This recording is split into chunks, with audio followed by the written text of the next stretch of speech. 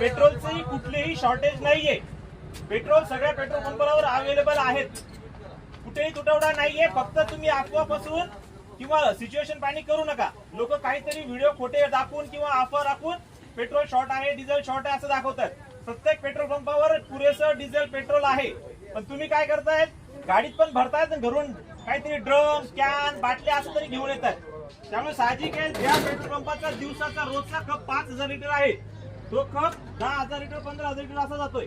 त्यामुळे वाटतं की शॉर्टेज होतोय, कुठेही शॉर्टेज नाहीये। रेग्युलर जे चाललं आहे तेवढं तुम्ही पेट्रोल डिझेल भरलं तर कुठेही तुटवडा नाहीये। फक्त काय तुमच्या ह्या रांगा दिसत आहेत किंवा तुम्ही सगळे घरून नाही डायरेक्टली पेट्रोल संपले डिझेल संपले म्हणून निघून आलेत, त्याच्यामुळे काय वाटतंय रांगा लागल्यात किंवा शॉर्टेज झालाय। शॉर्टेज कुठेही नाहीये, अफवा पसरू नका।